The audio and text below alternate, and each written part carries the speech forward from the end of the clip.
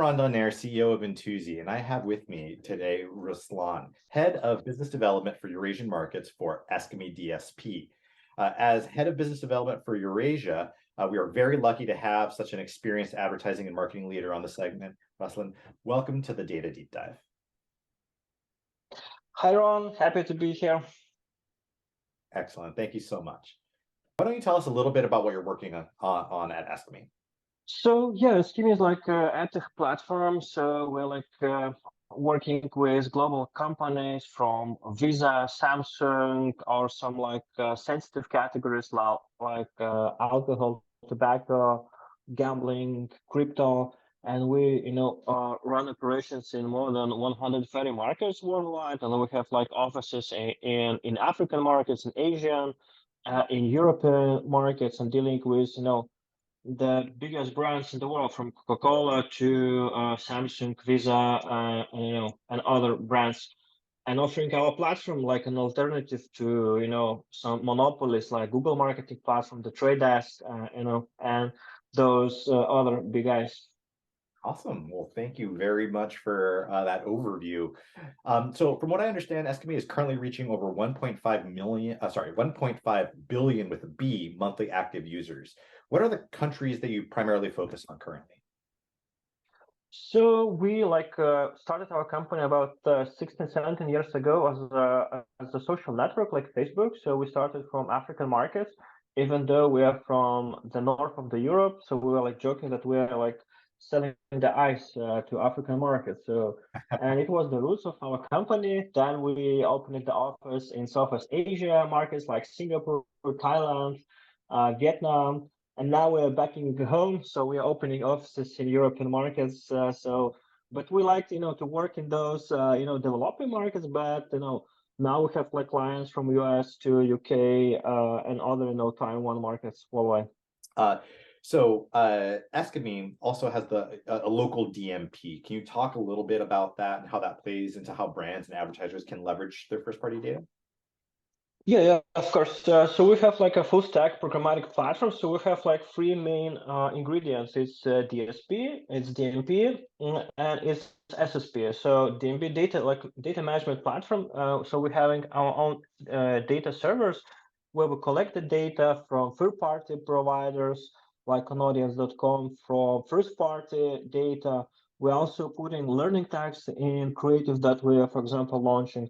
We're getting from some exchanges data like interest and other we have also location data providers who can provide the data up to 5 meters if in the phone GPS is turned on. So, and we collect all those data and together it's on our platform there is no interface for DMP, right? So but when you're launching the campaign, it's like on Google or Facebook, you can choose many targetings. If you want, we can put pixel on your website and do retargeting of some kind of organic users or from the traffic that we making for you. So, and some customers like banks, telecoms, there are many interesting projects. For example, we have a unique telco data provider in the world. I have never seen any DSP who is focusing so much like we do, because, for example, we can, in each market where we work, we can tell what is the market share of mobile data by telecoms, for example, how they migrate, for example, from one telecom to another, and we can also, target them. So, and, very, very specific, data that we can use. And also it's available to import the data for like device IDs to our platform, match with our DMPD, and then do remarket. For example, some kind of banks comes to us and say, can you target those users? I have the device IDs and so on. So we, for example, upload to our system, match them with our data, and then, for example, we do retargeting of them. So this is, in simple words, how does it work? Super interesting. So just to make sure that it's really clear, it sounds like if I'm an advertiser, I have data sets that I have on my side. or that you can help me capture either by, implementing some code on your side. It'll go into your DMP. You can then match it with other really interesting data sets to then use it for marketing purposes on your DSPs to kind of like a seamless like capture, retarget an advertising campaign altogether, as well as using telecom data to kind of like enhance that offering. It's really interesting. So if an organization worked with Intuizi and had, let's say, like their first party, let's say like mobile ad IDs that they've analyzed, and they have a subsegment they want to advertise, they can push that over into ESKIMI's DMP and then use that to run advertising on ESKIMI. Does that sound like a loop that could potentially work? Yeah, exactly. That's how we usually work. So we do not collect some sensitive data, for example, like your name, your surname, your phone number, because we're like European company. There is like GDPR. In US there is something similar, not GDPR, but I forgot the name. How does it called? So yeah, we care about privacy, and we follow all the rules, but we know we can target those users where we know what's your like interest, for example, on which websites you usually visit, and this is enough for our global brands like Samsung to target them. Yeah, absolutely. Yeah, we operate in a very similar manner. So we actually, analyze other publishers' first-party data. We take the information that they provide us in an encrypted manner. They never share PII with us.